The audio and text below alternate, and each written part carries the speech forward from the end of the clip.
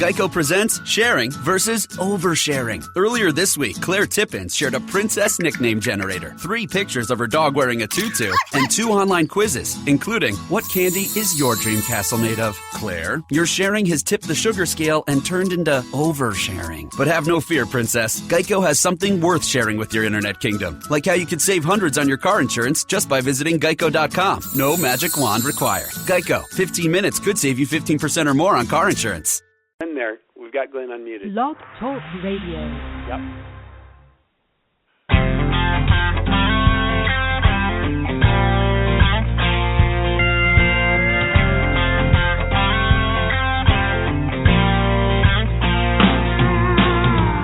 There will be days that just go wrong, make you wanna holler and shout, your hands up in the air, wondering what it's all about.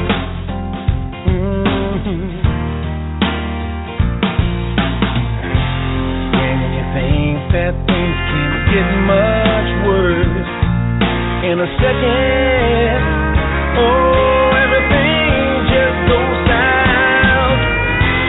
Keep on keeping on, whatever don't kill you makes you strong. Don't you worry, it won't be long. Darkness comes before the dawn. I'll take it one day at a time. With God's grace, you're gonna be fine. You got what it takes down inside. Road ain't alone. Keep on keeping on.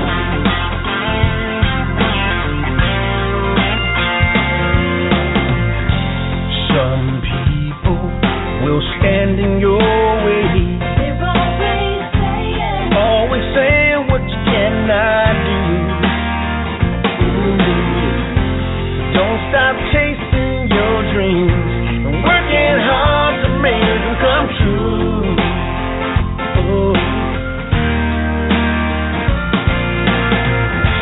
And if it ever gets too tough, just remember you'll fail.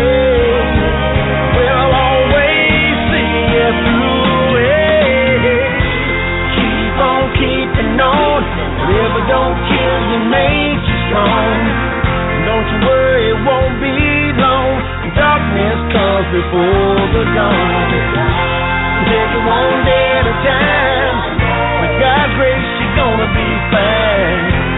You got what it takes down inside. The road ain't alone. Keep on keeping on.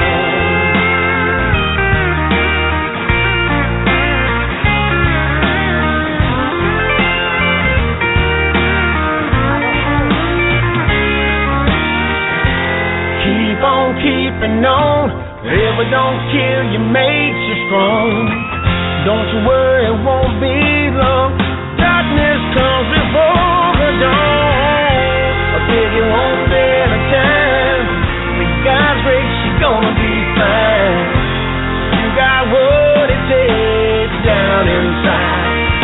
The road ain't long. Keep on. The road ain't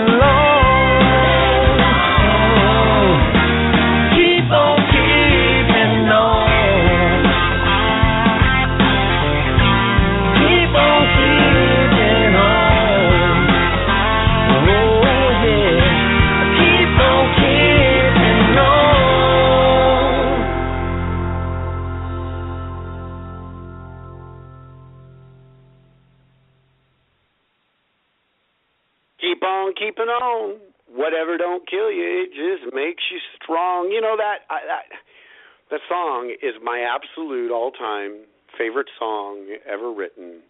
That song is me.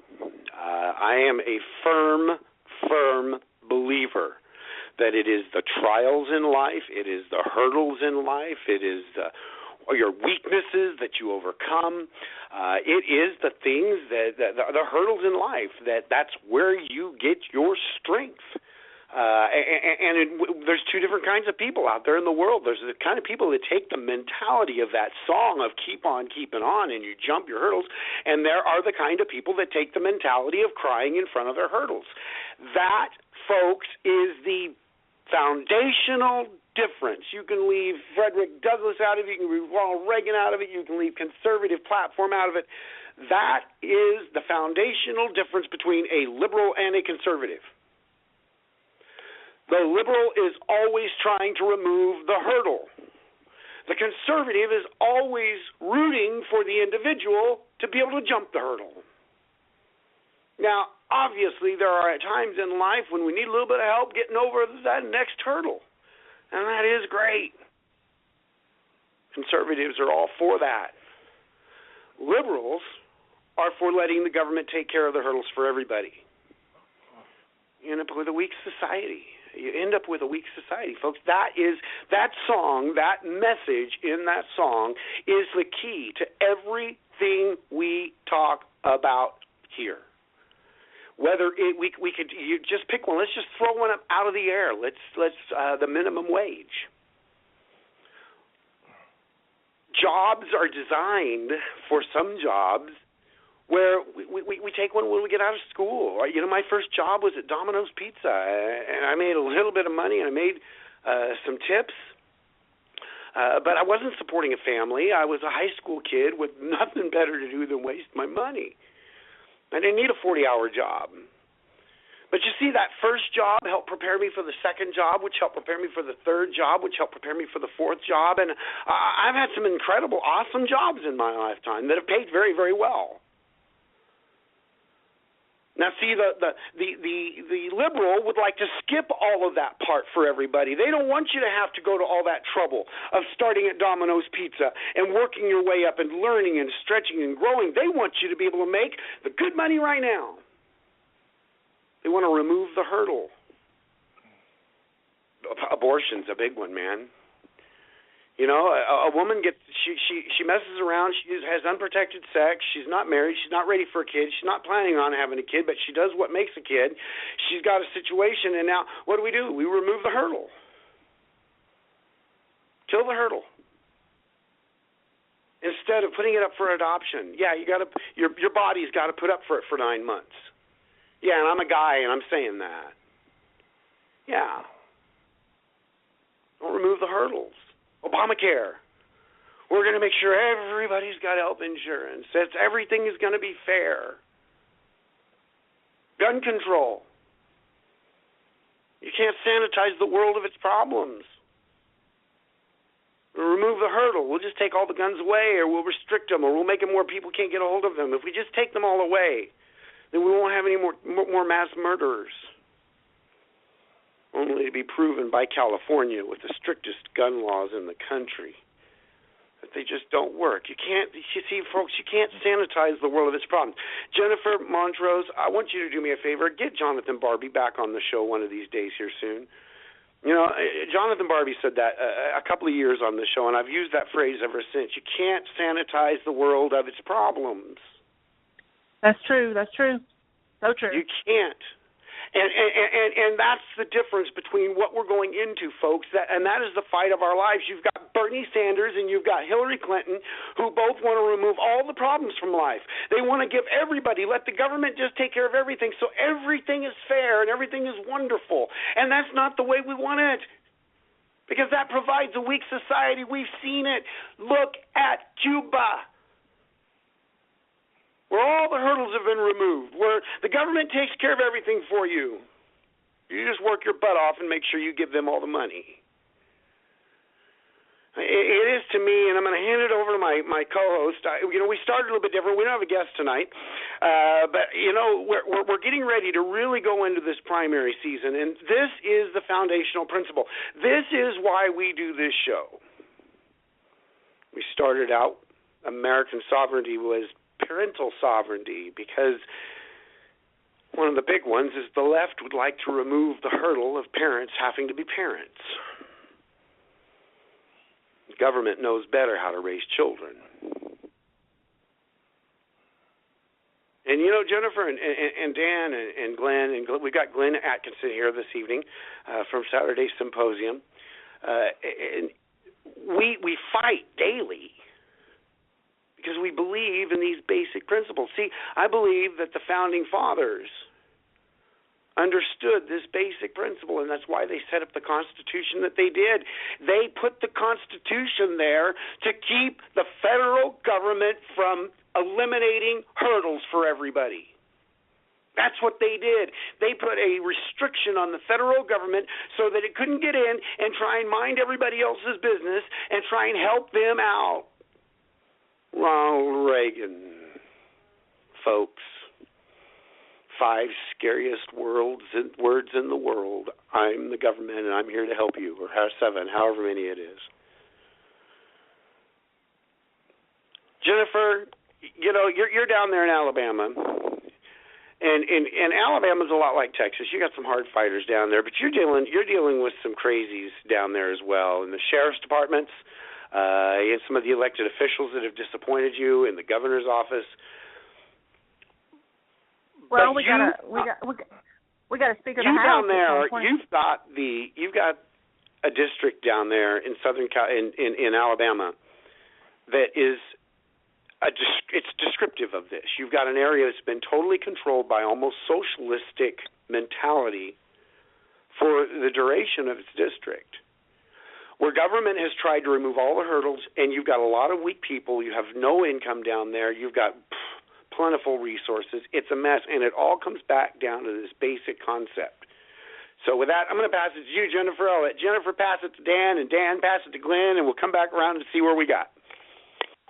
Well, we got our Speaker of the House, Speaker Mike Hubbard, who has been charged with 23 counts, alleged 23 counts of, felony, who's still Speaker of the House.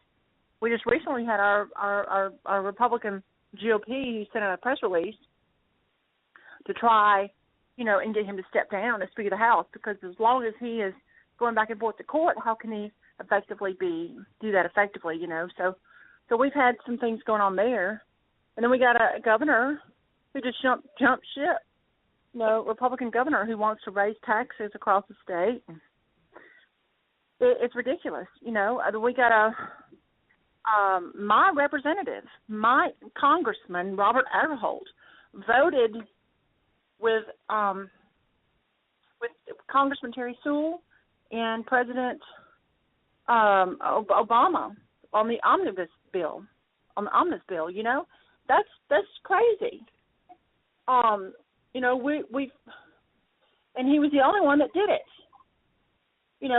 We had the rest of them that voted against it in the state of Alabama. So, but here's the thing.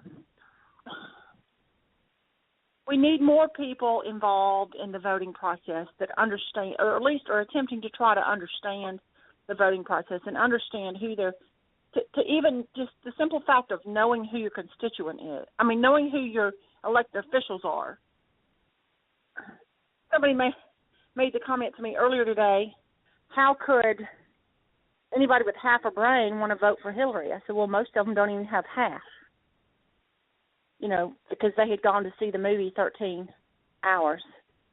But most people don't care. Not most people, but you've got a percentage of those people that don't care. There's 1% of us that are on the front lines, and don't get me started on what's happening in Oregon, so it's ridiculous.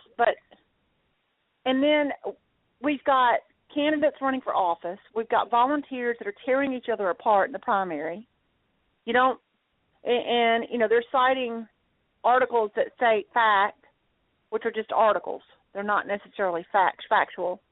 And, you've got people tearing each other up. You don't vote for my candidate, then I'm going to block you off of social media. And, but even locally, some of our local races, we've got a DA race where we've got a lifelong Lynn Head, lifelong Democrat, recently got appointed as DA because the other one retired. So now all of a sudden she decides that she wants to become a Republican, so she switched parties. and now she's slamming the Republican, solid, lifelong constitutional conservative, Hayes Webb.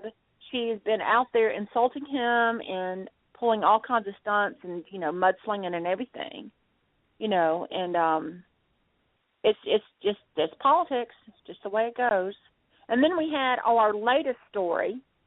Bernie Sanders came to Birmingham, Alabama the other day to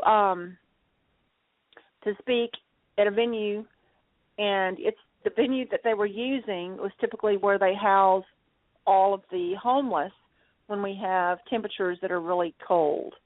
And so as a result of Bernie Sanders coming to that venue, all of those homeless people had to move. So Bernie Sanders is not taking responsibility for it, nor is city council, nor the mayor. And so we had, 23-degree weather, and those homeless people had nowhere to go. Their warming stations were taken away from them. So, but it's beyond me why anybody wants to vote, for that man. I don't get it. But then again, I guess if you don't understand communism and socialism and all that stuff, so. But anyway, I'll pass it around. What's going on down in Florida? I'm freezing, but other than that, it's supposed to drop down to 35 tonight, and for me, that's freezing, so I'm battening down the hatches, and not going to go anywhere until the temperature rises above 60. But I know exactly what you're saying. I was watching on Fox today, and they were talking about the Democratic Party, and 53% of the Democratic Party considers themselves socialist. And I about fell off my chair, because socialism, when I was growing up, was just below a dirty word. And people just don't understand what it means that you work a 50-hour week, 45 of those hours that you're working goes straight to the government. Now, I don't know about everybody else out there in radio land, but I used to work hard for my money, and I still work hard for what I do.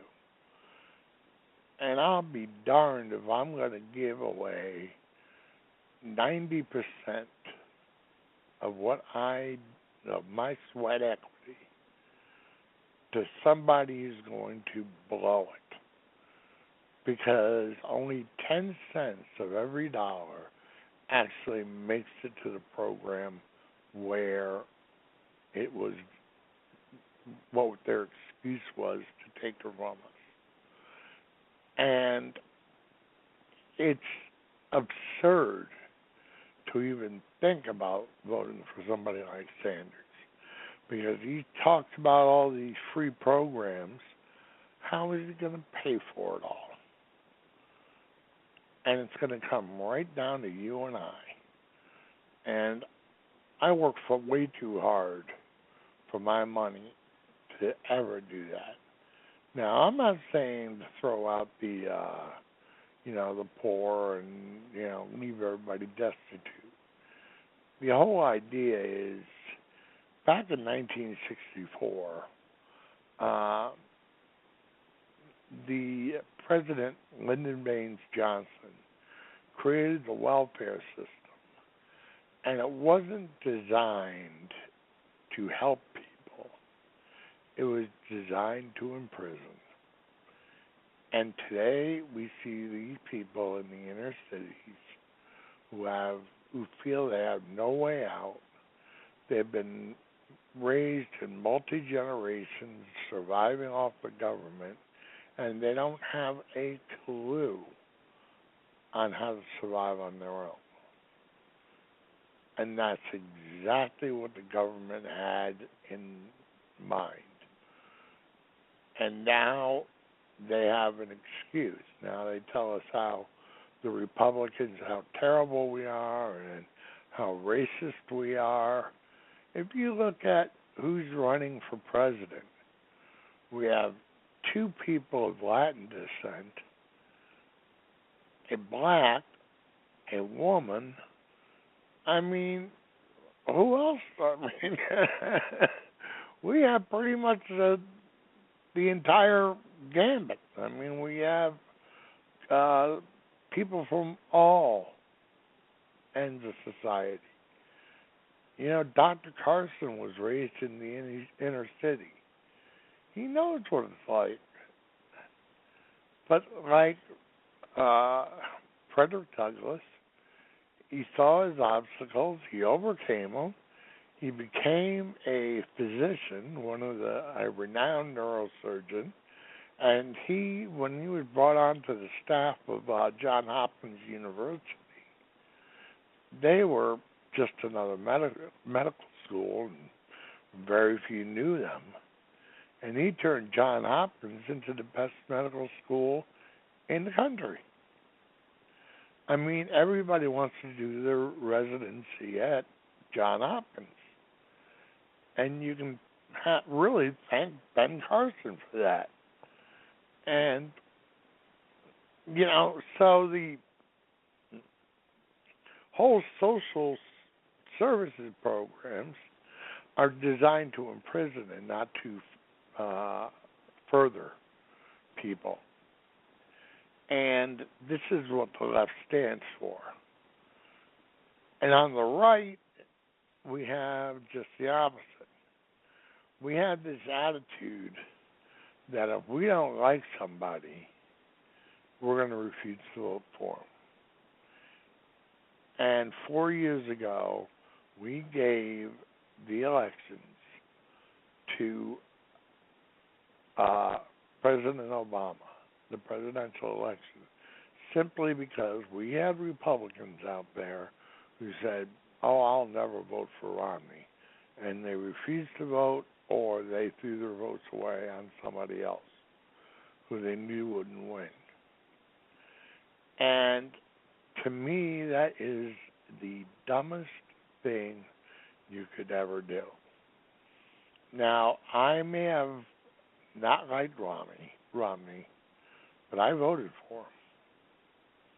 You know, as you know, 3 out of the 4 of us were on the Kaine train together, and it's where we met. So we were all for Herman Cain, and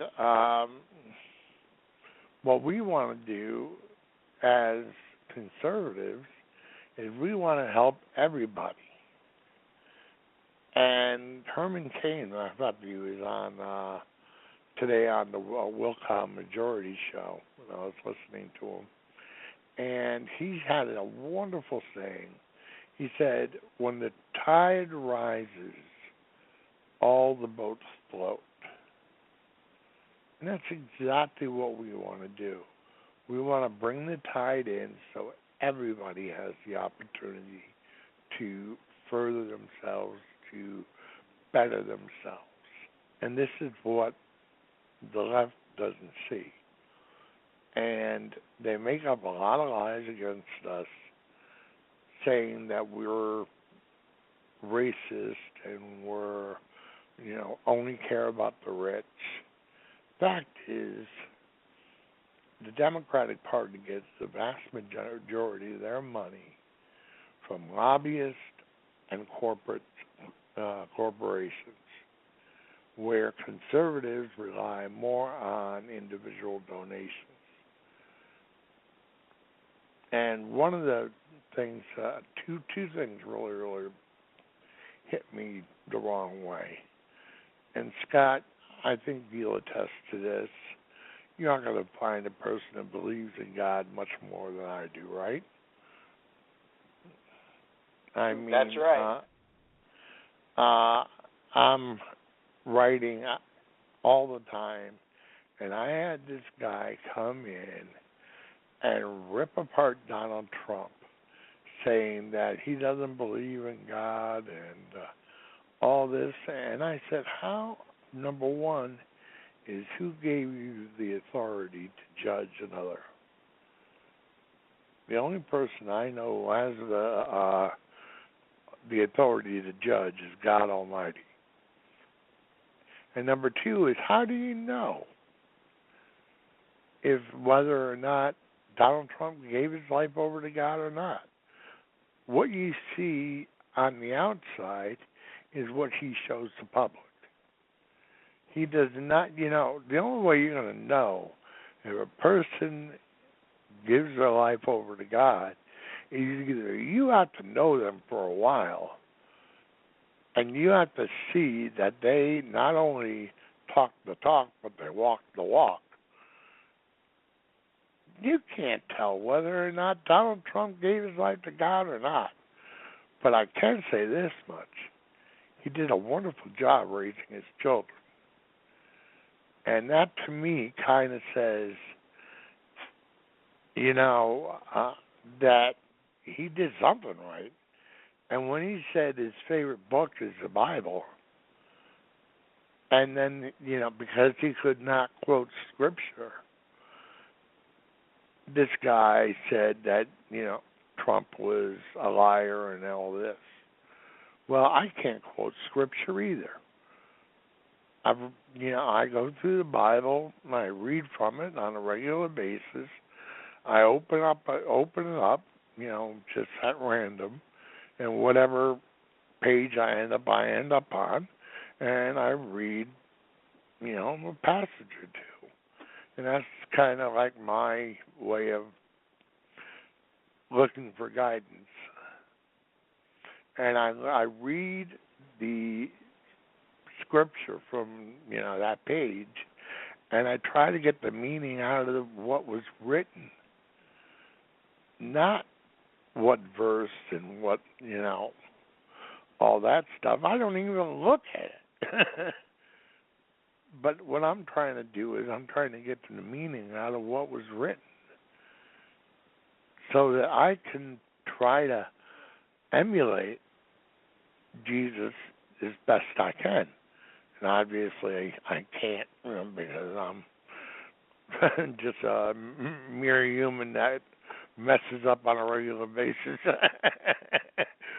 But that's how I look at reading the Bible. Quoting Scripture does not mean you're a Christian. It's how you live your life.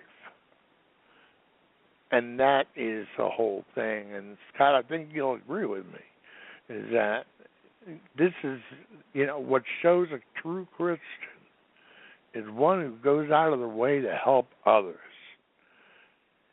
And why all of us are here today is to do that very thing. We're here to save this country because we know how important it is to do so. We understand that God created this country and that we are supposed to be the guiding light for the rest of the world to follow. And our forefathers understood that when they were creating this country. And people on our own side seem to think that because you don't do this or that, you're not a Christian. And that really, that just sends a, And others say that, they're not going to vote for Donald Trump because it was being a TV celebrity and things like that. And I said, look what he did. Listen to his employees. His women employees say that they get paid exactly what a male counterpart will get paid, and they have every opportunity. Everybody who joins his corporation comes in on an even playing field, and anyone, any person, regardless of anything, he rewards them by the work they do. That to me says a lot. Now, Donald Trump would probably drive me crazy as a friend, but I don't see anything wrong with him as a president. You know, he's a little overbearing for me, but, you know, something he's learning. You watch it as he's gone through the debates. He's changing and he's learning the game. And he is smart enough that he'll change, and you can watch his progression as he's learning the game. And once he gets, if he is elected, I think he'll do fine as a president. You know, I like Ben Carson more, but people don't understand that you can get as much done being soft-spoken as you can any other way. And Carly Fiorina, I looked at her. She started out in the secretarial pool. And now she went from the secretarial pool to running one of the largest corporations in the world. Now that tells me something, too. She makes the right decisions. She knows how to work her tail off for what she wants. She knows how to overcome obstacles. So she's a good candidate. Ted Cruz will stand up and say, you know, what he thinks. And so he's a good candidate. The only one I'm not all that thrilled with is Marco Rubio, who tends to flip-flop a little more than I care to. Now, changing one's mind is not nothing bad. That's how a person grows. You know, you might be pro-abortion, but all of a sudden you see a friend, you know, or a friend's child going through the agonizing decision process, and then all of a sudden you say, I can't be for this, and you change your mind. That's part of the growing process. So going out and saying that, you know, Trump is pro-abortion, when Donald said that he watched one of his employees go through that process. And he said, I can't handle it. So he changed his mind. That's a sign of an intelligent person. And people are judging on our side, are making judgments because the person grew and changed their mind. Because they understood. You know something, when we're looking on the private sector, we have to understand that these people are talking from an entire different angle. And what Herman Cain said is that it's wonderful that we have 3 private sector executives running for president, because they understand how it is to run a company, where politicians don't. You see, if a politician is given, you know, $20 million for their budget for the year, $10 million surplus at the end of the year, rather than putting it into the coffers where it can be used elsewhere, they go around trying to spend it on whatever they can. And that's how Washington works, and that's why we can never save anything. When, you know, in a corporation, when you realize that you aren't going to meet your budget, you know you have to make cuts. So you cut departments that are not necessary. We have over 270 departments in the federal government, most of whom do stupid things that don't benefit the country or are not necessary. And they have nothing to do with our social service programs. They're studying the mating habits of a box turtle. Well, you know something? Leave the X-rated box turtle stuff to the box turtle. You know, we don't need to know how they mate and what a little box turtle looks like. You know, let a university do that as a research project for a grad student. You know, the same thing with the mating habits of a gecko, or you know, the migratory patterns of the albatross. You know, leave that to the universities. And if there are some endangered species, you know, they contact the government and they can, you know, do something about it. But otherwise, the actual research program should be left to the private sector and not be expected to be taken care of by the federal government. And let the states make their own darn decisions. Don't consolidate. You know, the government is trying to consolidate everything into a single area. So once they have ultimate control over the states, they have ultimate power. What does ultimate power breed? It is ultimate corruption. And with that, I'll pass it over to Glenn. Glenn? Well, you're exactly right, Dan. Hello, Dan. Hey, Jennifer and Scott. Hello, America. You know, it's getting way out of hand when you take the government and it just keeps getting bigger and bigger. And you know, you touched on quite a bit of things, all you have.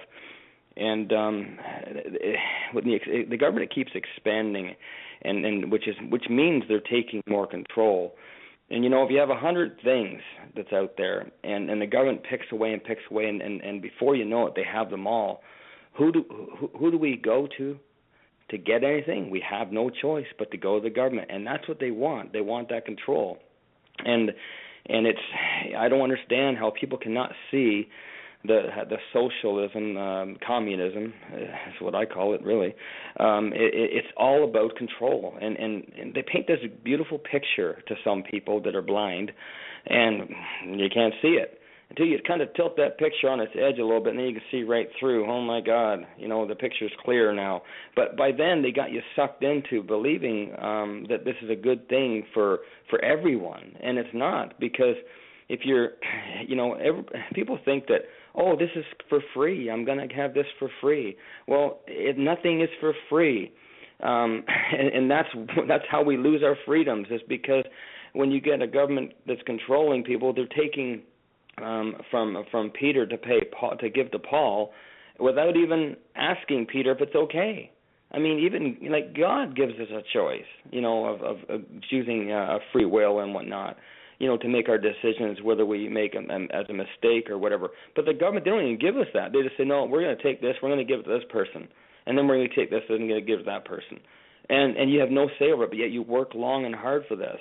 And then all of a sudden, at the end of the day, you know, you're taxed to the hilt. You have all these different programs that they're making that are really a tax, and it just keeps adding up and adding up and adding up. Before you know it, you're Bernie Sanders, where you want 90% of everything, you know, and therefore you're left with 10%, which is really, might as well give it all, because that's what you're doing anyway. You're not really going to be able to have anything for yourself, or to be able to make a decision to want to give someone, because you have nothing left to give anyone on your own free will, because your free will has been taken away. It's just gone. And that's how you get a government that's playing God. They are the ones that are saying, you know, you don't have no free will. You just do what I say, and this is what you're going to do, and this is the way it is, and you're going to like it. Well, we don't like it, and that's why we have a process that we have for voting and whatnot, and we can see when we, you know, use our voices on radio and people on TV and just our everyday people out there, the grassroots. They're starting to wake these other people up that have, you know, just kind of bought into that other system that doesn't work, you know. Like you said, Scott, look at Cuba. You know, there's many countries that have went through this, and it never, ever works, and never, ever will work. It's the same design, just implemented by different people. and it's not working at all. You know, you take the welfare system, you know, you were talking about, Dan, and you know, it was designed to actually control people, and it should be a system where it's for a hand up, not a hand out. For a temporary basis that has incentives with it that said, okay, you're down on your luck for whatever reason or something's gone wrong and whatnot.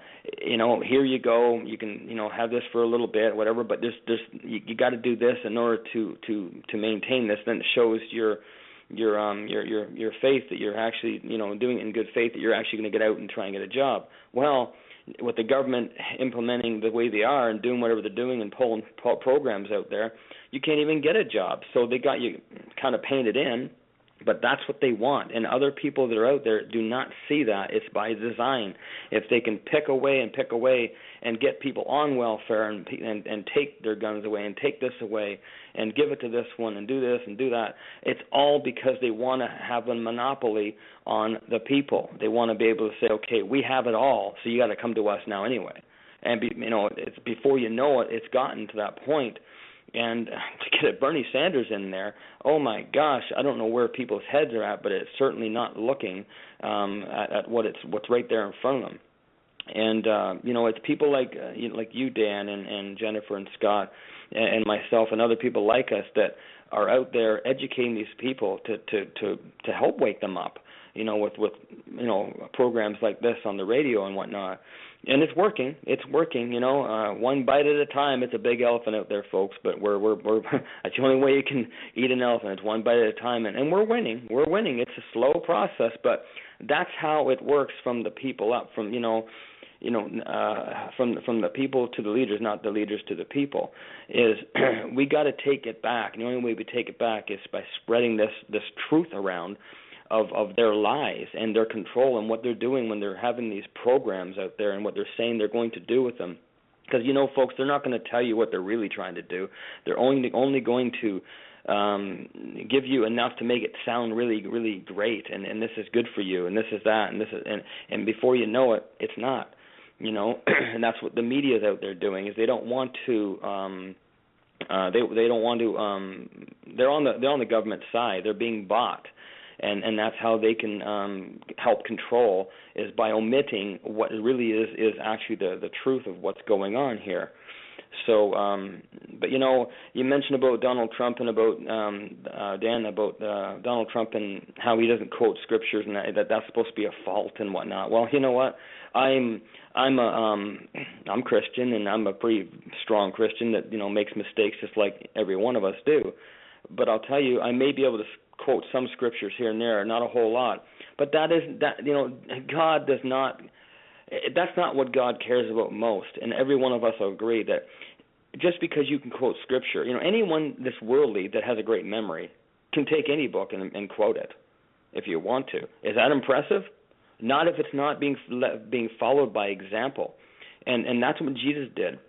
Jesus went out there and he led by example, not just by words, but he went out and his example was stronger than just his words even. So, you look at Donald Trump and you say, well, is he Christian? Well, he's done some amazing things that Christians do, and he's giving, and he like you said, he's made some amazing accolades with his kids. Look what he's done with his kids, let alone his business and whatnot. And so, you get a person that's endorsing him like Phyllis Schlafly, and today Sarah Palin. I'd like to get you guys thoughts about that. These are people that they're conservative. They're conservative people. People are questioning whether he's conservative. People are questioning whether he's Christian. Well, you know what? People are going to question everybody every day. The bottom line is to stay focused on being an example. And the rest will show itself anyway. So on that note, I'll pass this over to Scott. Well, and exactly, and while I believe it's important for a Christian to know the scriptures and continue studying them through their lives, quoting scripture and is not the important part. The important part's putting that word in your heart. And, everybody is on a road. They're on a path. And I like to use Ronald Reagan as an example because, folks, he canceled the Second Amendment in California when he was governor. He signed abortion legislation that took abortions in California from 500, literally, to over 100,000 during his term. And he signed blanket amnesty. I mean, if Ronald Reagan right now was running in this primary, what would people be saying about him? But I'm going to tell you, I'll tell you something I can see in Donald Trump, and that's Donald Trump wants to make America great. Donald Trump's got a faith in God. Now, that faith in God may not come with a lot of Bible knowledge at this point. I would hope and encourage Donald Trump to continue to read. Get in there and read that word. That's one of the it's one of the battery chargers that God gave us. That and worship and singing and praying and all these things, these are things that help make us stronger. So we would always want to encourage that. But you can see Donald Trump has a faith, a belief in the Christian God. But most important, and we could take this conversation two ways. We could take it down to a road of what I would say is the preacher. I don't want to take it down that road. I want to take it in this other road. I'm going to tell you what I would say as somebody trying to save this nation. Doesn't matter how strong Donald Trump's Christianity is, and I agree with everything that Jerry Falwell's son at Liberty University said yesterday. Donald Trump has declared that he will fight political correctness and has said he will specifically fight political correctness as it affects Christianity. The war on Christmas, the war on Christians that is going on in this country that's being denied. They're denying that it's there, but it's going on every day. They're trying to sanitize the world of all its problems. They're trying to sanitize the world of the Redskins emblem, even though it honors. They're trying to remove all these things. But what is the other side of trying to remove all those things? Well, let's go back to Ronald Reagan again. What made Ronald Reagan great? Now, we've just talked about what would have made him a mess. Second Amendment, amnesty, abortion. How much more could you throw at somebody in a primary? But what made him great? What made him great? Well, what made him great was he stuck to three real basic principles for the most part in his communications with the American people. And they were all under the headline of making America great. We're being proud to be an American. Pride in our country, patriotism. And he made it clear to the American people that it is better if the states deal with a lot of this stuff instead of the federal government. Pretty simple. But he was a great communicator. He was strong. When he walked into office, the countries of the world knew there was a strong leader in charge of the United States of America. There's a lot of similarities. And I'm going to tell you, I've been looking at every number I can find over the last few weeks. If you've missed me on Facebook, I've taken a little bit of a break. I had to back away from Facebook for just a little bit. It gets really intense sometimes. You got a lot of people coming at you a lot of times, and I've been working in the background on some other things. But anyways, and I said that, and I lost track of what I was going to say. See, that's what happens when you go off on a tangent. You should never do that. You have a hard time getting back to where you were. But Ronald Reagan, the pride in this country, and everything that made it great. Now, I'm a firm believer that we're in a certain direction right now that is unavoidable. If you look at the national numbers, and I would encourage everybody to use Real Clear Politics, it's not smack dab on the nose right on, folks, but it does show trends. It shows momentums, and it shows people that don't have a whole lot of chance. And going into this primary season, it is going to be a duke out between Donald Trump and Ted Cruz, one that I believe is being choreographed, including this week. And man, I know it's gotten rough. That's okay. If you really analyze how it's gotten rough, man, it's right out of the playbook. It's exactly what you would be expecting to happen if two people sat down and said, listen, we got to duke this out because by duking it out, we get lots of attention in the media. There was a reason for Herman Cain's Mark Bloch cigarette ad, and it was very effective. You get the news media talking. But as you look at the primaries coming down the track, and we are getting ready to, man, what day are we at, folks? We're at the 19th. The 1st of February is the first primary. It's the Iowa primary. Now, these first four primaries have nothing to do with the winner. Okay? They have everything to do with momentum. And it's mostly important. These next four primaries are not important for Donald Trump. They are not important for Ted Cruz. I'll tell you who they're important for. They're important for Marco Rubio. They're important for Jeb Bush. So we got to win these four. And looking at the numbers as we go forward, Donald Trump and Ted Cruz are going to take first place and second place, most likely going through all four of those primaries. In doing so, they are going to deprive the Marco Rubios, the Jeb Bushes, the Chris Christies. Chris Christie still hasn't had a really huge bump, folks. He could really get something out of this next few weeks. Fiorina, I don't think has a chance at this point, but some of those guys need to have at least a second place run. It's really looking as we come in, and I'm not just talking about just where they're at the numbers, I'm talking about the momentum. Who's raising? Who's dropping? Who has dropped to the bottom and has just been there? They're stuck there. Who's got ground game in Iowa? Now, there are some. If you look at Real Clear Politics at the Iowa numbers, there are some that are a little higher in the polls that I think are going to do not so well when it comes to actual Iowa Day because they just really don't have that ground crew. I believe Rand Paul will probably jump up there and keep Jeb Bush from getting past sixth place.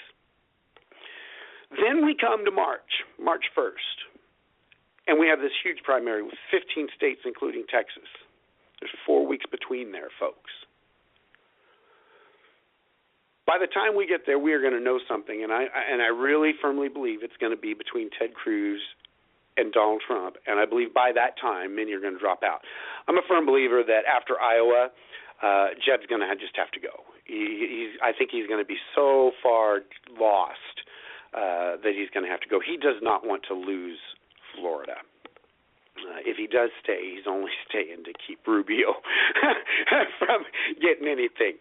But as we go forward and watch this, I want folks to pay attention to it in the mentality of we've been talking about for a long time. These two are working together.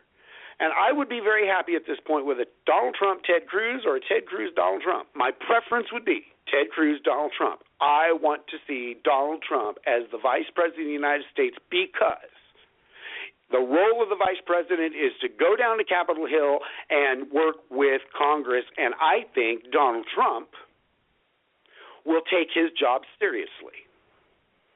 And I think there could be nothing better for this nation over the next 4 years than for Donald Trump to turn what goes on in the Senate into reality TV and make the American people pay attention to the nonsense that has been going on, that only the people that very rarely, turn on C-SPAN or something, sometimes I'll turn on there and listen to them yak, and it's horrific sometimes, the nonsense that is going on. I want to see that out of Donald Trump.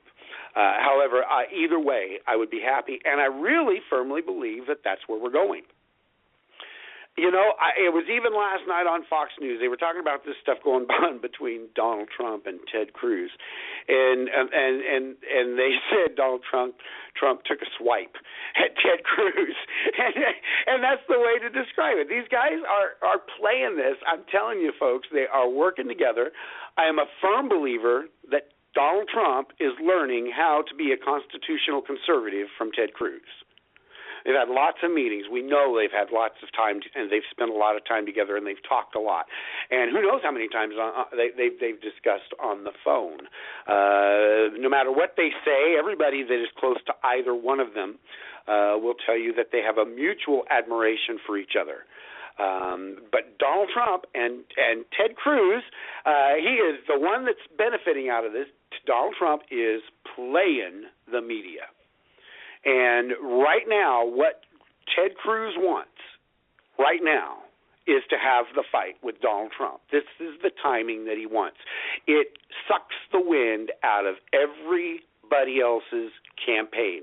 You don't hear anybody right now talking about Rand Paul. You don't hear anybody talking about Jeb Bush.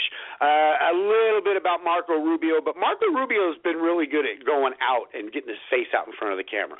I'll have to give that one to Marco Rubio. He's better than many I've seen at getting out. He's all over the place.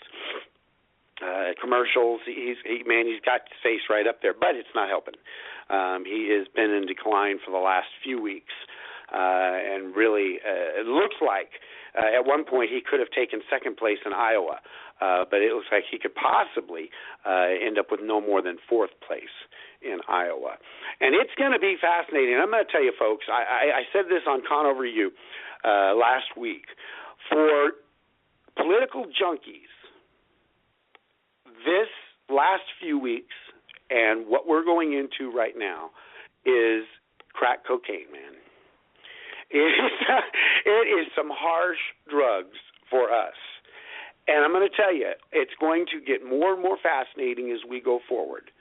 The primary is the time to get all this stuff out. I'm not happy with the Ted Cruz loan, whatever situation's going on. I haven't even investigated it. But I hate that there was something that they didn't get off the table first.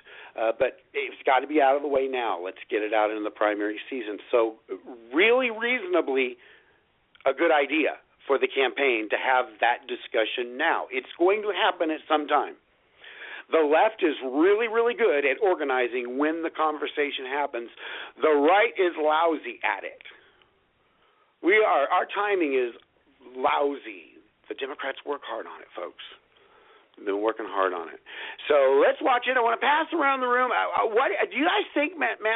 Scott's sitting over there, this crazy conspiracy theorist, who's got Ted Cruz and Donald Trump talking on the phone every day and organizing this, and it's not quite that. But they are. It has been blatant if you look at it that way, and we have that coming out, man. That's been coming out of the Cruz team. That has been coming out of the higher echelon of Ted Cruz. I got any information about that from the other side from Donald Trump. And they have been saying that since about March. So I'm going to pass it around the table. Am I crazy, Jennifer Montrose? You know me. I'm not nuts, but all my friends are. No, I'm crazy as they come. You know that. But am I off the mark here? I don't think you are. I don't think you are at all. I will tell you. I don't think that Trump would be as high as he is in the polls. The thing is that I think people are looking for an outsider that's not an establishment. And I think one of the things that may have hurt Cruz not only was his comment about New York, but his money that he secured through, the money that he secured for his campaign and where all that's come from, and the fact that he's beholden to some people that he owes money to, and Trump is not beholden to anybody except himself, But I will tell you, I'm seeing an awful lot of people that were on Herman Cain's train that have jumped on board Cruise Crew. And there's something to be said for, as we've always talked about, grassroots activism. And that's how Congressman Dave Bratt, that's how he won his seat.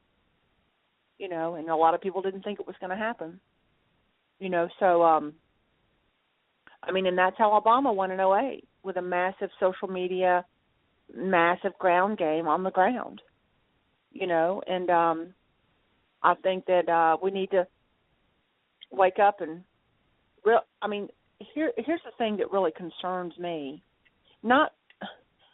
Yes, I'm concerned about the illegal immigrants coming over here. I'm concerned about the refugees. But I think our biggest concern is the low information voter. Because you've got something that came to mind me earlier that was said. We've got liberal progressive professors teaching students in college, and what are they teaching them? They come out of college while they're in college, wanting to vote for Hillary, wanting to vote for Sanders. Why is that? What are they being taught? What are we teaching our children now? And now I'm seeing where, they're teaching children about the history of Islam, Muslim religion, giving them homework assignments, going through the motions of prayer time. And this is going as far back as elementary school. This stuff's going on. But yet, do we have any? I don't have anybody. There's nobody role playing Christianity in the schools anymore. There's nobody praying in schools, and I guarantee you, a child gets caught praying in school to Jesus. There's going to be, somebody's going to be up in arms about it. Not every school is involved, but it only takes one to start the chain rolling. And I'm not saying that everybody's this way, but I had a friend of mine, Paul, who was talking to me today in California. His son is being bullied by a bunch of Mexican kids in school. His dad teaches him to fight back. Don't take it. Don't be the coward. Now they want to take him in and try to do some sort of talking discipline. Back in the day when I was in elementary school, you got in trouble, they would bring out that wooden paddle and wouldn't be afraid to use it either. And there was never any chance that anybody was going to accuse you of abuse. Kids are not being taught the way they were when we were growing up. And I know Dan can speak to that. What he's seen over the years.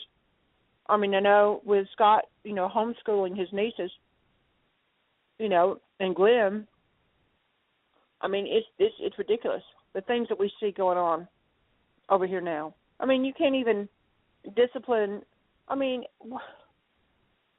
You go through Walmart and you see kids just cutting up, acting a fool. What do parents do? And we can't handle another 4 years of what we've had for the last 8, and even before that. Something's got to change. But it's definitely, you want to see some change? Elect Bernie Sanders or Hillary Clinton. I've seen what happens when Hillary Clinton is in charge of things. Just look at Benghazi. Well, and Jennifer, one of the things that could get really, really interesting, I'm telling you, they're throwing a lot at Hillary. Remember, Barack Obama and the Clintons do not like each other. Very, very possible at this point that Bernie Sanders actually takes this. And if he does, it totally changes the general election. The discussion will be about socialism. And I'll tell you, no two better people to stand up there and debate the other side on that issue. And the left will try and stay away from it, but they've always had a real hard time with that issue, and they've always kept their mouths shut in the past. It was only after Barack Obama that they actually started even using the word socialism. That was one of those words they just hoped never popped up. And a lot of the wealth distribution mentality, these things, these items, they don't like to talk about, and that's one of the reasons why they're hiding the debates, because they've got to encourage the team on let's give everything away, but at the same time, they don't want to have that discussion. And I'm really praying, and I think we all should be praying, that Bernie Sanders wins that Democratic primary, because I really think at that point he loses by a major, major margin. If we have somebody on the other side who can state the case against socialism, which is really easy to do, isn't it, Dan Wilson? In the 30 and the 90 miles, dark-infested waters between southern Florida and Cuba, which way are the people swimming? That's all you need to say. Don't you wish I could get to Ted Cruz and Donald Trump right now and just shake them and say, listen, every day you say it over and over again. In the 90 miles of shark-infested waters between Cuba and Florida, which way are the people swimming? When the Berlin Wall came down and said the separation between socialist East Germany and West Germany, which was free, which way did the people run? And it really, man, Dan, it turns around and it drives it right back to what we always have discussed on Saturday Symposium, going back to the Founding Fathers. They knew this already. This is why they set the system up to keep a Barack Obama from taking the country into full government control. That is exactly why the Founding Fathers did what they did. So Dan Wilson, sorry, I ran off with that a little bit, but I am going to have to run out here in about 5 minutes. So I'm going to say my goodbyes at this point, pass it to Dan, and let you guys close out the show. Something just came up I've got to go deal with. So I will talk to everybody next week. Great show so far. Dan, Glenn, Jennifer, it's all yours. Dan Wilson, tell them about the 90 miles of shark-infested waters down there. Well, the big thing was, in my previous career, I sailed over to Cuba, and I saw firsthand what it's like to live under a communist regime. And it's not what it's cracked up to be. They're all driving cars. The first thing you do when you come into Havana, well, if you're into antique cars, it's heaven, because the newest car is built in 1957. I mean, but it's like time stopped. And then when you go out into the inner part of the country or the island, you see how the average person lives in its abject poverty.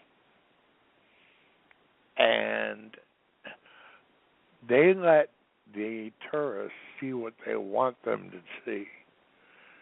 Me, I'm a little sneaky, and I knew how to, because I've been to a lot of countries, I knew how to get around and get to where I wanted to go.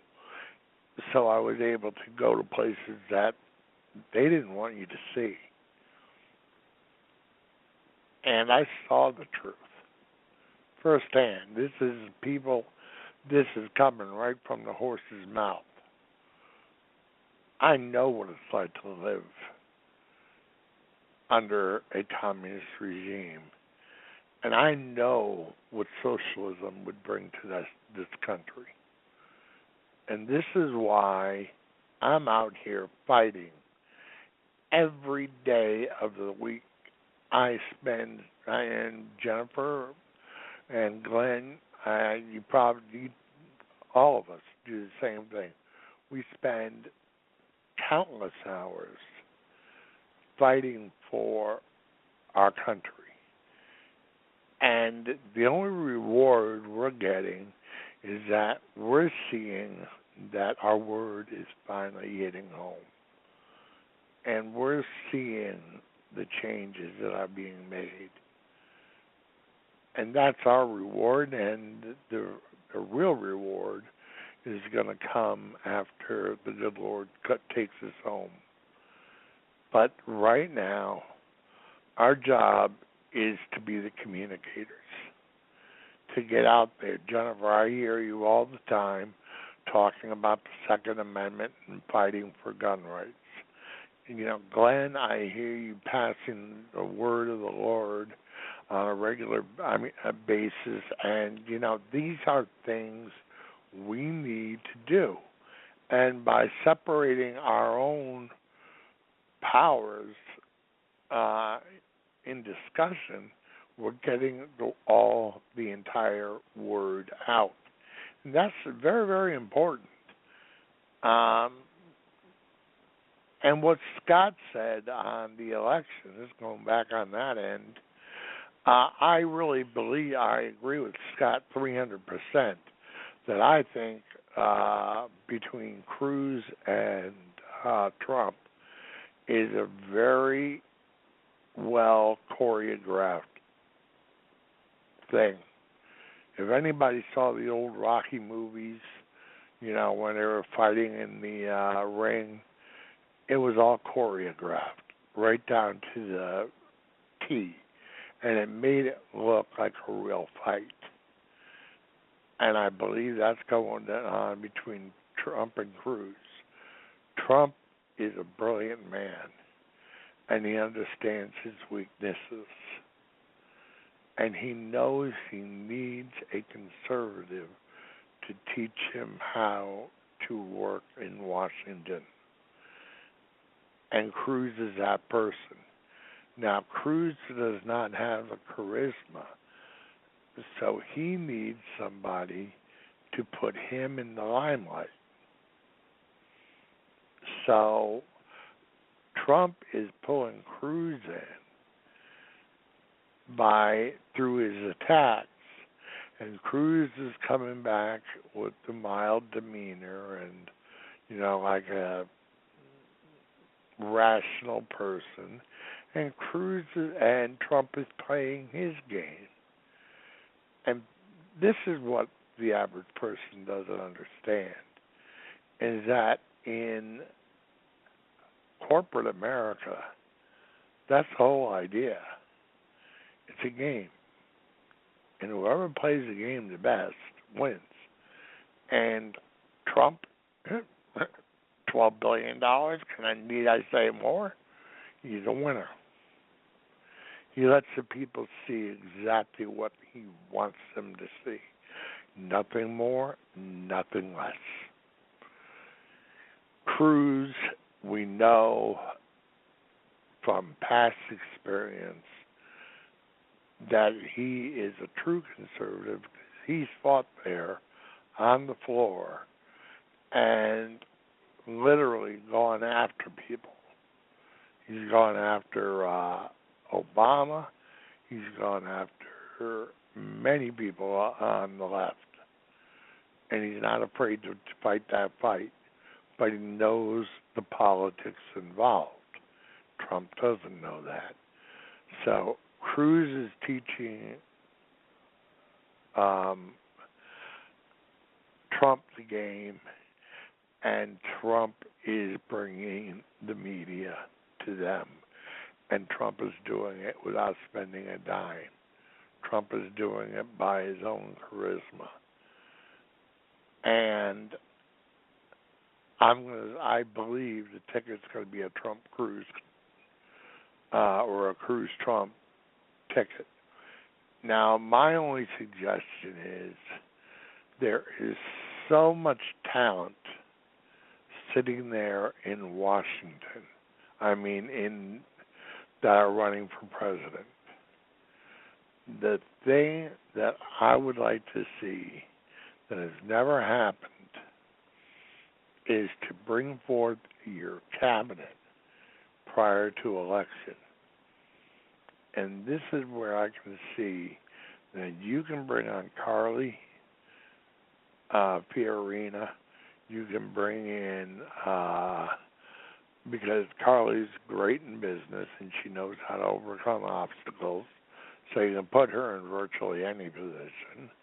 You can take Ben Carson and put him as Surgeon General, and he could revamp the medical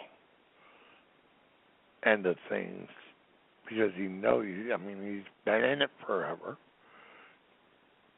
You can bring in Rubio, who, when it comes to foreign affairs, the guy knows it. I agree. He's part of, he's part of the elite group, but he is also very, very good at foreign affairs. So you throw him in to handle that end, and then you take in all you need really to find is a good attorney general. And if you go out there and you go into the general election with your whole crew ready to go, that's going to say something. And the amount I forgot, you have to bring in Art Laffer, who was the creator of Reaganomics. Now, you talk about a dream team. There it is. And you even bring in Paul, because Rand Paul, when it comes to domestic policies, he's a bright cookie, and he could also help the team. And you would have probably the greatest group of people to get this country back on the right track in the history of this country. You have more talent, just raw talent, sitting there. And am I still here? Yeah. Yes, you are. Oh, okay. I thought I got knocked off. But you got so much raw talent there. And why throw it away? You might as well, as soon as they drop out, Cruz or Trump needs to go to them and say, listen, be part of our group. And then to come in there and say, here's the dream team, folks. Just like they did in basketball. Remember the dream team in the Olympics when we came in and we just blew away every other country, or the dream team when it came to getting OJ off. You come in and say, listen, here's the group that we can take this country and make it great again. And it'll happen. With all that talent, you're talking, that'd be the greatest group since our founding fathers.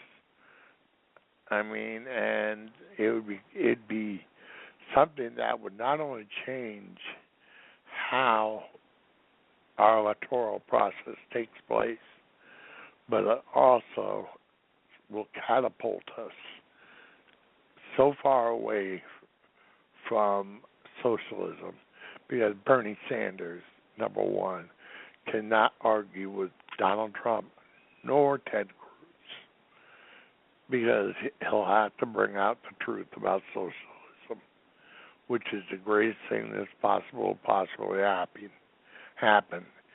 And Obama is playing right into our hand, because he hates Hillary so much that he is going to watch her hang.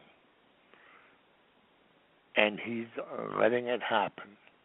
We're seeing it happen right now with the FBI. And the FBI is lining up so much against her that she has a one-way ticket to Leavenworth. on multiple counts. And we know that. It's just a matter of the FBI is waiting for the right time, and Obama will tell, what's her name, to pull the plug on her. And Hillary's going to go down faster than the Titanic. So, as Scott said, for the political junkie, this is great. This is the best drug ever made, because it's going to be a blast watching this whole thing play out. But, it's, I don't see, no matter how hard Bush is trying to get himself out of the hole, I don't see it happening. People are they have a mindset they want new. And that's another thing that Hillary has against her, is that people don't want to see Clinton and Bush again. Been there, done that. Christie, through his debating skills, has a chance. But I honestly, just because people want something new, is why Christie I don't see really making it. I don't see him making the grade, and Rubio just doesn't have enough press, and I don't think he's riding the wave like Trump and Cruz are. So, with that, I'll pass it over to Glenn. Glenn? Well, you're exactly right, Dan. And when Scott was mentioning about Donald Trump and Ted Cruz working together, they definitely, you can see that they've been working together, and of course, they had to have something with this, getting so close in Iowa. They had to have something to throw out there to show some kind of a argument, if you will, and whatnot. And even with Ted Cruz's citizenship and whatnot, it doesn't matter. The Constitution clearly states this, but Donald Trump was bringing that out, so because he knows, he's been told that there, Democrats are going to come at him with a lawsuit. Are they going to get anywhere with it? I think in the end, no. But it does create doubt and a distraction in there for other things too. So Donald Trump wanted to have it out now, while this is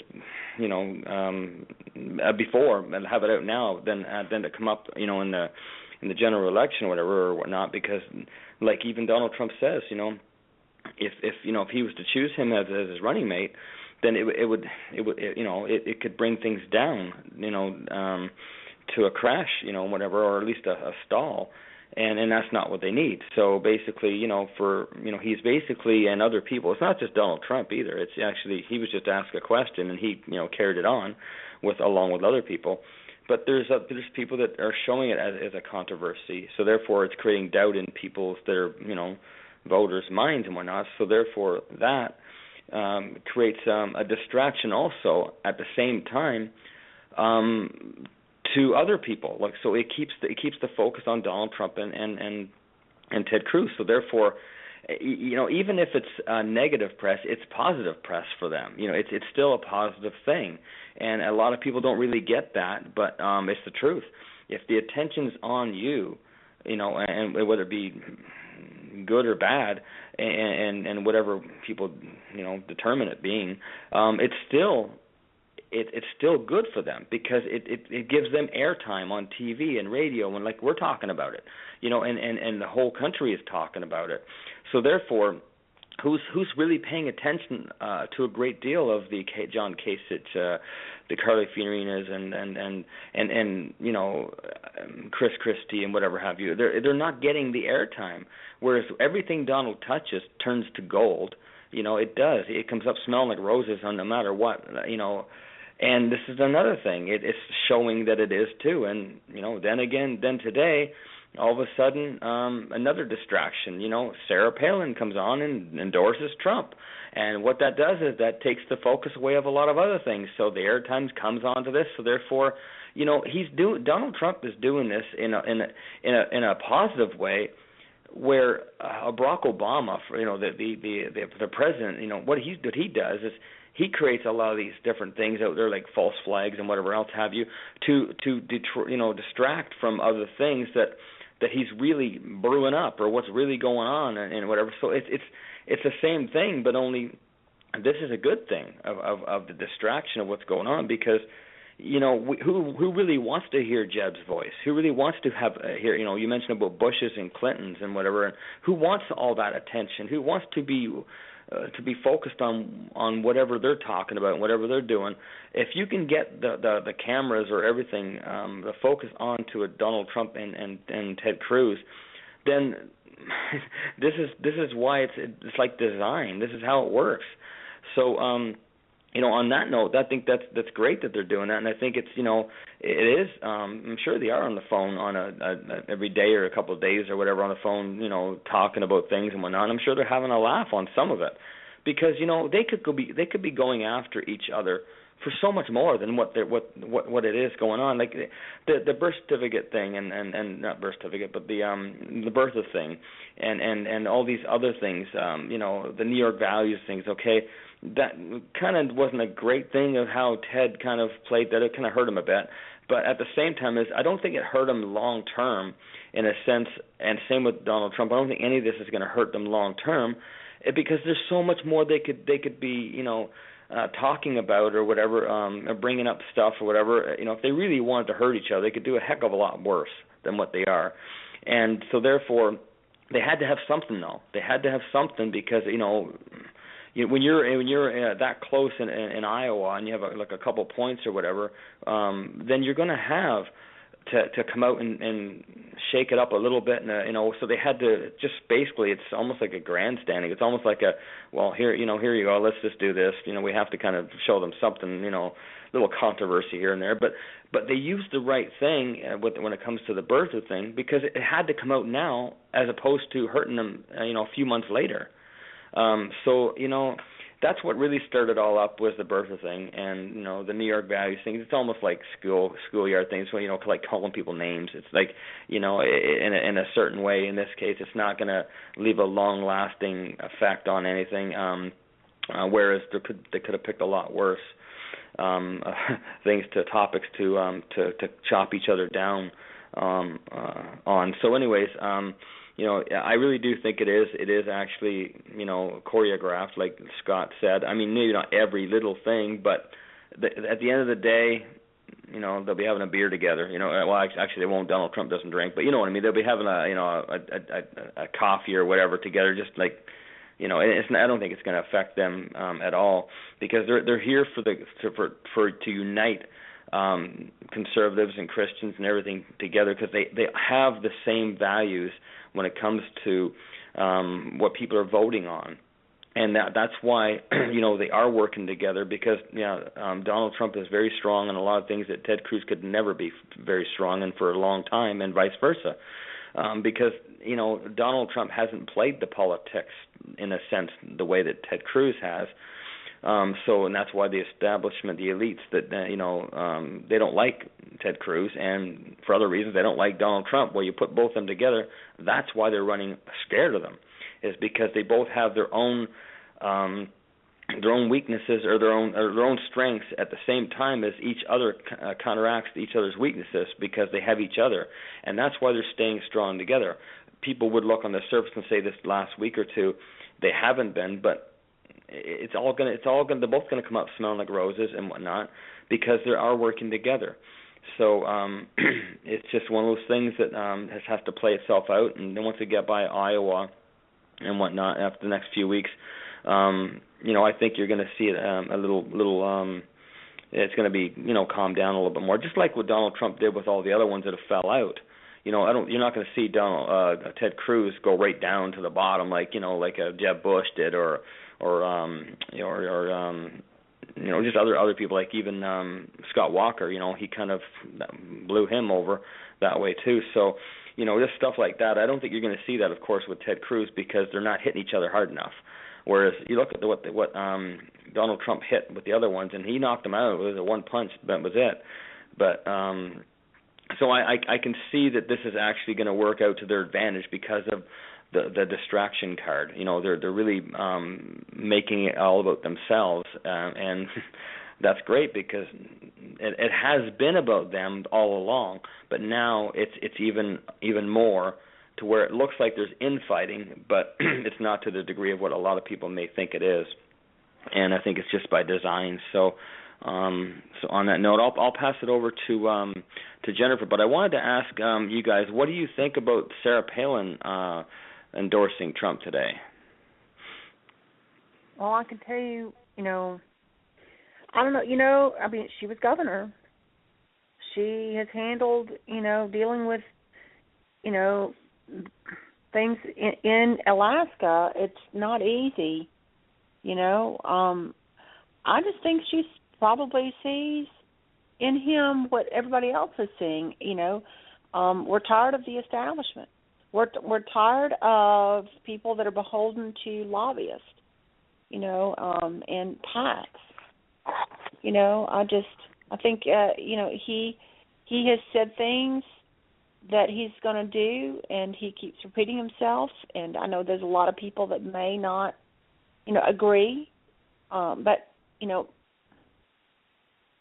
she's had stones thrown at her, and nobody's perfect, and neither is Trump, and he is not an evangelical Christian. He's not somebody that's prophetic in that regard. Not everybody is. Not everybody is well seasoned when it comes to, and here's the thing. How many of these people that are complaining about Donald Trump not being, quote unquote, a Christian, how do you know? I mean, are you with him in his prayer time every day? I don't know. I mean, when somebody tries to say somebody's not Christian enough, I have to question, what does that actually mean? Right. I think about, what Christ's relationship was. I don't think there was anybody that had a more solid relationship with God than Christ did. One and the same. But it's definitely going to be interesting. Some people are saying that her endorsing him could hurt him. But then again, the media has tried to make her out to be some crazy woman. She's a nut job who was originally a part of the Tea Party. But there's, I've got plenty of friends that won't have anything to do with Trump, can't stand, they do everything they can to bash him. I've got other friends that are solid Trump supporters. I don't know, but maybe one or two people, or maybe three, that support Rubio. So it's definitely it's going to be interesting to see how all this shakes out. The thing that concerns me is this latest bill they're trying to pass on, gun rights. It's crazy. We can't afford to have that stuff taken away from us. It's like we've got people that are like a frog in a bowl of, a pot of water, and they keep slowly turning up the heat. At what point do we get out and take a stand? I was listening to a preacher today that had shared a video, and he says, I'm not wearing a business suit every day. He said, I'm a God-loving, Jesus-loving. I get out there and I like to hunt for my food for my family. And they're talking about taking away my Second Amendment right. We need more people to get out there and speak out. So what happens? Slowly but surely they start infringing on our rights little by little. All they need to do is start taking away one, and then the next thing you know, they're coming after two. And before you know it, we're being carted off into concentration camps, riding on trains. It's not far-fetched. You look at the movie 13 Hours, and you think about my children and then their children and then their children. At that age, that time frame in America, that third generation going forward is going to look just like what we saw in Benghazi. It doesn't surprise me if we don't change things. If we don't change things, then we're going to be in a war-torn country, communist. And that is exactly what they're trying to do. Muslims want to, first of all, they've endorsed pedophilia, so that's commonplace for them. That's okay for them in their law. That is perfectly fine. You're allowed to do so. Women are treated like crap. So what they do is they procreate in mass quantities, and they're bringing them over here in hopes that they can have enough Muslim-born families that they can take over control of the United States. That's my belief. That's what I'm seeing now, and that's why we need to secure the border. That's why I think a lot of people are saying that they like Trump and his idea of building a wall and making Mexico pay for it. Some people say, well, how do you do that? Well, he's a businessman. He's in the business of making deals. Some people seem to think that he's going to totally jump ship once he gets elected into office. But there are some things I like about Cruz, some things I don't. Some things that scare me, his wife's connection with Goldman Sachs. But I tell everybody, pay attention to who's running for office. Educate yourself about the candidate that's running for office that you're, looking at. Educate yourself. Don't just buy into what you see in articles, but do your homework. Really do the research. Make an informed decision. Make an informed vote. Otherwise, we're going to find ourselves sitting ducks. Because, when you hear people like Bernie Sanders talking about free this and free that, who's paying for it? Do you ever think about when he talks about free education, somebody's going to have to pay for it? It's crazy. Dan, back to you.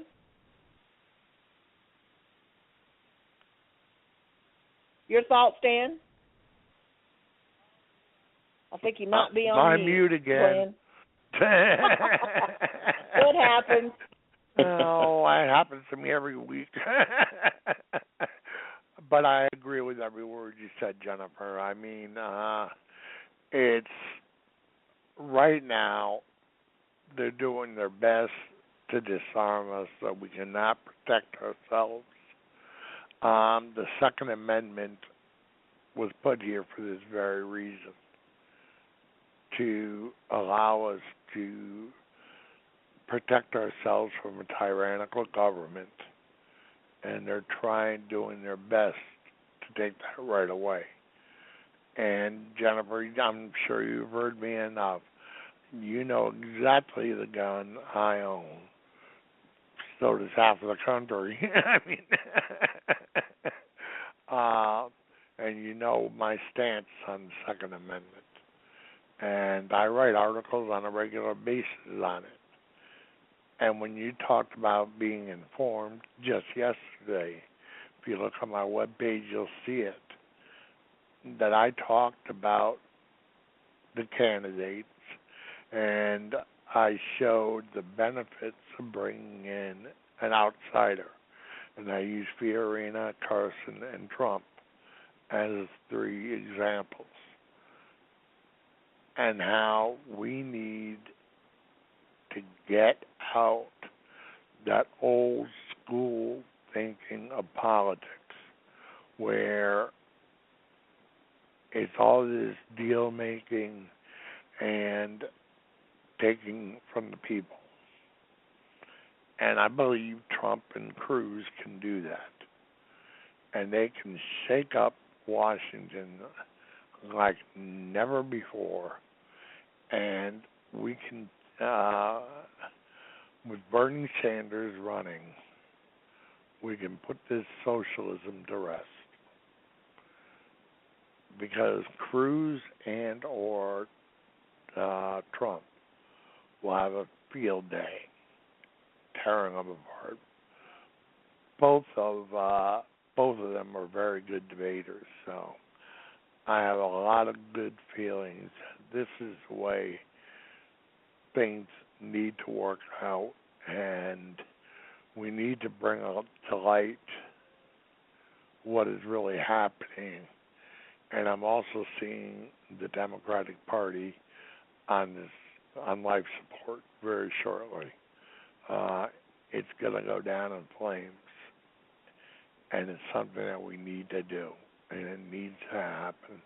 And you're going to see a rebirth, a renaissance of the Republican Party at the same point, with Sarah Palin endorsing Donald Trump. She brings the votes from the Tea Party over to him. And that's a lot of people. We know that. I mean, that's going to be a lot of power. And with Cruz bringing in just the solid conservative end, because I'm a member of the Tea Party, but I consider myself, I'm a Frederick Douglass Republican. And what I'd like, Donald Trump is doing right now is he is playing the media and this whole election. He is playing it like a fine-tuned piano, because that's what Donald Trump does.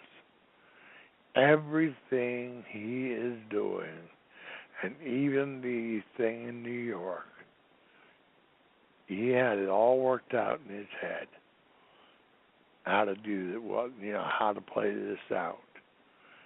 And he is picking and choosing exactly how to control, like right now with the birthing thing, right? He has brought it out, and he is making a fight out of it, because when he's doing it, in doing so, he's controlling the entire issue. He has full control over what's going on. And I'm sure Cruz, several months ago, had Trump's lawyers look into this. And we know that Trump has the best lawyers in the country. I mean, Trump has the best of everything. And they assured Cruz that there's no issue. And Trump knows that, but he knows that the Democratic Party is going to file a lawsuit. So instead, let's bring it out in the open. I'll pretend I'm attacking you on it, and then this way we can control the whole thing, and then we'll bring it to the Supreme Court under our terms, and we'll get it proven and put to bed before the general election. Then the Democratic Party doesn't have a darn thing to work off. Because we can just go back and say, hey, listen, the Supreme Court just ruled 6 months ago on this. When it comes down to the laws being passed on the Second Amendment, you're also going to find out they're just laws. They can be overturned. And you're going to see Cruz and or Trump just going tick, tick, tick, and just getting rid of all those laws that were constitutionally illegal. And we know, all three of us know the Constitution pretty well. And we know that you cannot put, as federal government, you have no authority to put any law on an amendment. It is 100% against the Constitution, and any good constitutional lawyer can prove that. I mean, it is written out in the second and the fourth articles, Article 2 and Article 4. So we can get rid of all those laws in a matter of months. And there's not a darn thing the other side can do about it. Trump is a winner. We know that. Trump doesn't lose. He has made himself one of the largest corporations, privately held corporations in the world. And he did it on his own.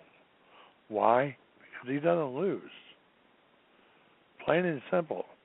The guy had one of those brains that God gave, him such a very, very special gift. And he is utilizing it down to a T. And his son yesterday was being interviewed on his show. And his son said, Dad doesn't lose. And look at his life. He's never lost. He brought it out. He does things exactly how he wants them to happen. He can play the media like a fine-tooth comb. He can play everything. And we know that. And he's our savior. He's the one that's going to assure the outcome of this election. And in the process, he's going to bring out voters who haven't voted, who are not active in the political system, who are going to vote for him on name recognition only. And again, we're winning people over. We're seeing moderate Democrats jumping ship and becoming Republicans on a daily basis. Some of them are trying to create problems, but, I get attacked on a regular basis. And I just simply ask them the basic questions. And, of course, since we're in the right,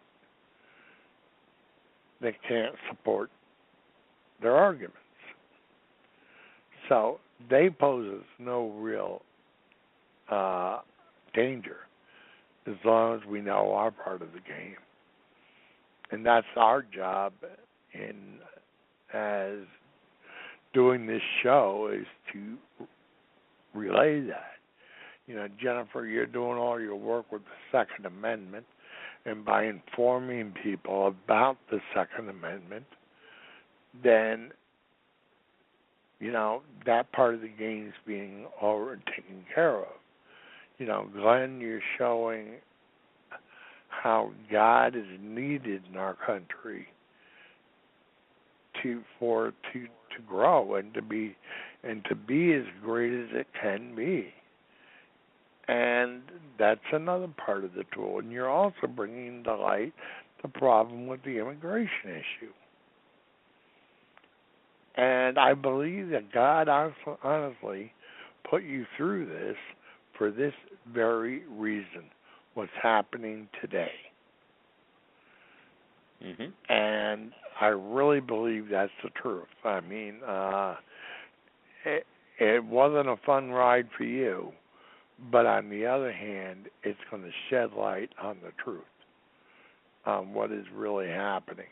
So, in the end, it's going to work out 100% in your favor, and I believe that with all my heart, body, and soul. And when it comes to building that wall that Trump talks about, Trump will pull a few cards and that wall will be up within a year. I promise you that. That wall will spring out of the dirt faster than Speedy Gonzales. Bing! And you're going to see our borders shut down so fast. Trump is a builder. He's a contractor. He does development for his living. How many construction companies does he work with? Thousands. He'll have them jump right on that border, and there will be a 12-foot wall high and 12-foot deep wall that's going to start at the Gulf of Mexico, and it's going to end when it runs out of land at the Pacific Ocean. And it's going to have border patrol stations every 20 miles along the whole kit and caboodle. And you're going to see a shutdown of our border that's tighter than anything you can imagine. Mark my word, that will happen. I have a very optimistic view of what's going to happen in the next 3 years. And the only reason I am saying that is really because of Donald Trump, because he knows how to do this. He knows his game. Cruz knows the political game. And between the two, they make the perfect match. And with everybody else who's in that election that's running for, this election, there is a lot of talent. And, Trump knows talent when he sees it. And he's not going to waste it. With that, I'll pass it over to you, Glenn. Well, you're exactly right. I agree totally with what you're saying there, Dan. It's we got some very, very extremely smart a couple people, quite a few people actually in this race here, and you look at the experience that they bring as individuals and how well they could work together when this is all said and done. And you mentioned about Donald Trump and how, and whatnot, and you mentioned how Jennifer's being how she's using the Second Amendment amazingly to get that voice out there for that, and myself with the as much as I can spread with people repentant into this country and the world actually for Jesus, and in my own situation with immigration and whatnot. Yeah, I agree with you totally 100%. If God did not want this to happen, he would have stopped it, and he's using this situation that I'm going through to help, and that's why I came here. Did I know everything was going to happen the way it's played out? No, but I did know before I got here in America that God wanted me to come here and do so many things, and on so many different levels. I just didn't know what the levels were and everything it was was going to happen. But at the same time, I wouldn't change it. I wouldn't change anything at all. And yes, it's been no great ride. It's been very difficult. At the same time, as when you look at what Jesus went through, and he knew he had to fulfill prophecy and everything like that too. It had to happen, and I'm looking at the same exact way, and that gives me comfort, and it's supposed to. That's the whole reason why the Bible was written, is to show us that that's the example we have, and we're supposed to live it. And it's not been easy, and it's been really rough, and every week it's rough. But at the same time as it's being rough, I'm being very, very blessed with the people I surround myself with, and that God has brought to me. My beautiful wife Lisa, great friends here, Scott, yourself, Dan, and Jennifer.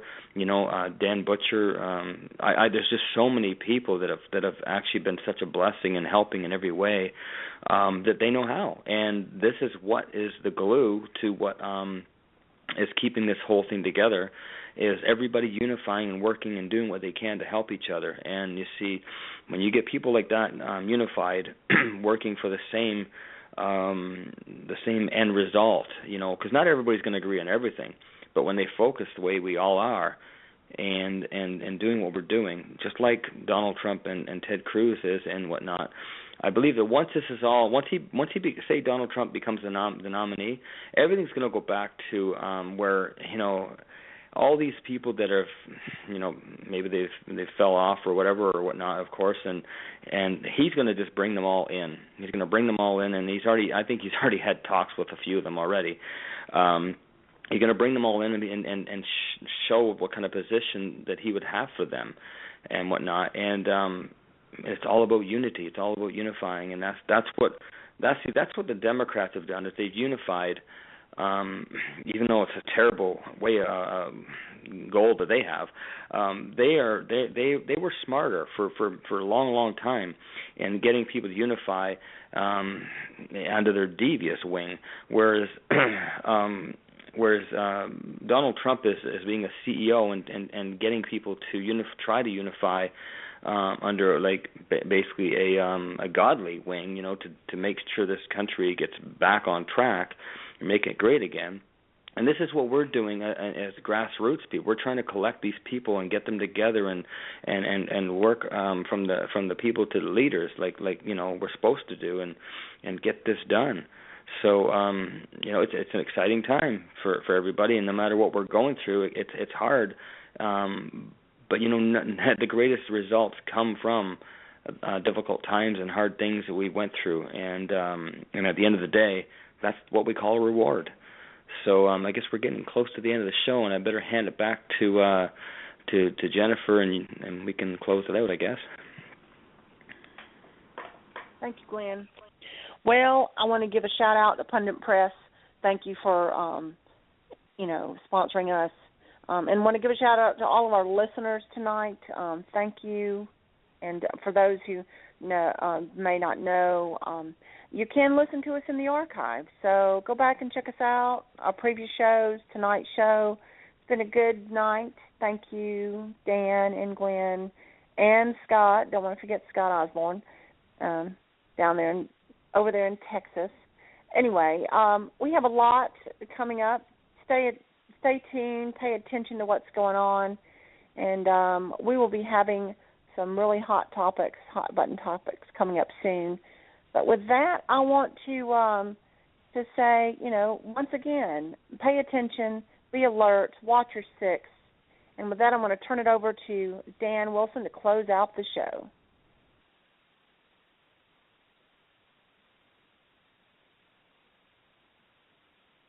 Dan Wilson? I forgot my mute again. I'm here. Again, thank you so much, Jennifer and Glenn. I consider us our little dream team between the four of us. Scott, Jennifer, and I have been working on this together. Oh, God, how long, Jennifer? A long time. We've been on American sovereignty, with parental sovereignty, and then we met Glenn and brought him into our little happy little family, and we all work real well together, and we've all become real good friends over the past few years, and I really cherish that. And with everybody, as Jennifer said, stay aware. Look into who you're voting for, and make sure you make the right decisions. If we play this out right, we can get this country back on the right track in 8 years. And with God's help, we can do that. And this is our total goal. This is why the three of us are out here doing what we're doing, because we don't get paid for what we're doing. We're doing it out of the goodness of our hearts and out of love for country. And if we can share anything with our listening audience, people, is please love your country as much as we do. And with that, I think I'm going to end our day with Red Skelton, because I think it's very appropriate that people need to listen to this on a daily basis because Red tells us why and what the Pledge of Allegiance truly means to all of us. God bless all of you, and we'll see you next week. And take it away, Glenn. I mean, Red or whoever. Okay. I remember a teacher that I had. Now I went through the 7th grade. I went to the 7th grade. I left home when I was 10 years old because I was hungry. This is true. I work in the summer and I go to school in the winter. But I had this one teacher. He was the principal of the Harrison School in Vincennes, Indiana. To me, this was the greatest teacher, a real sage of my time, anyhow. He had such wisdom. And we were all reciting the Pledge of Allegiance one day. And he walked over, this little old teacher, Mr. Laswell was his name. Mr. Laswell. He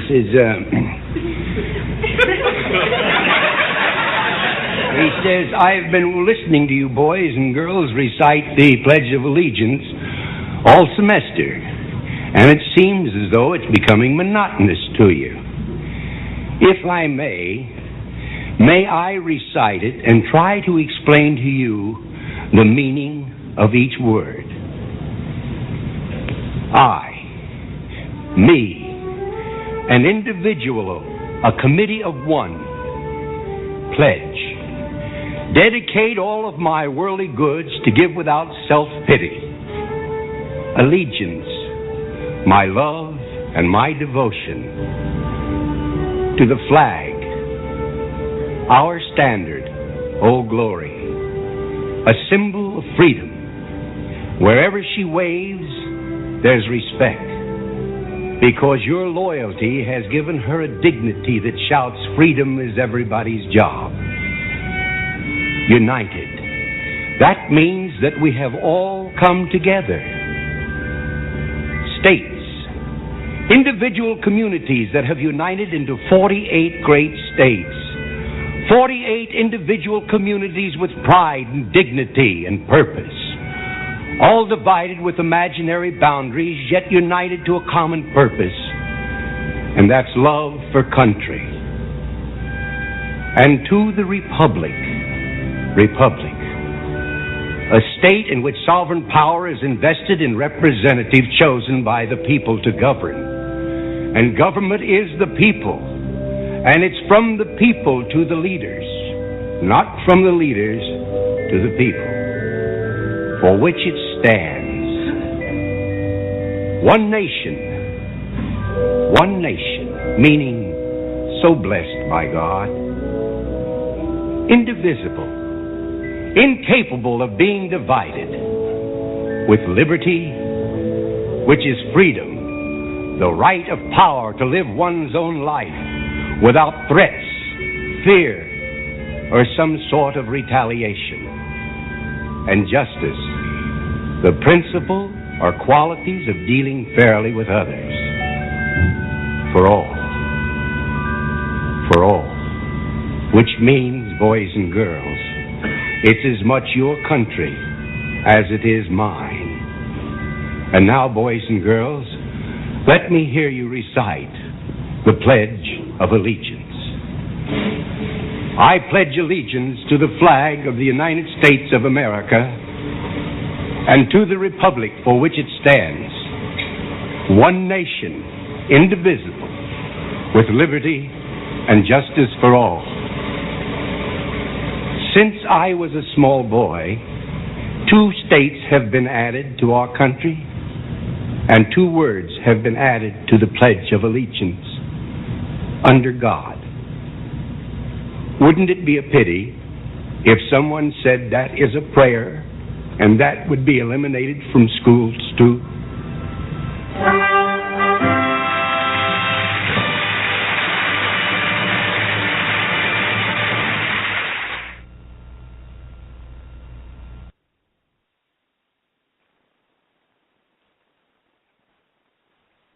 Geico presents sharing versus oversharing. Way early this morning, Brad Higdon shared a major spoiler alert from everyone's favorite hit show, sad emojis to express his feelings about the plot twist, and a playlist he made to drown out his sorrows? Dude, oversharing alert. Brad, Geico has something worth sharing with those who haven't befriended you. Like how you could save hundreds on your car insurance at Geico.com. So stop moping about the post-apocalyptic world and start saving in the real world. Geico. 15 minutes could save you 15% or more on car insurance.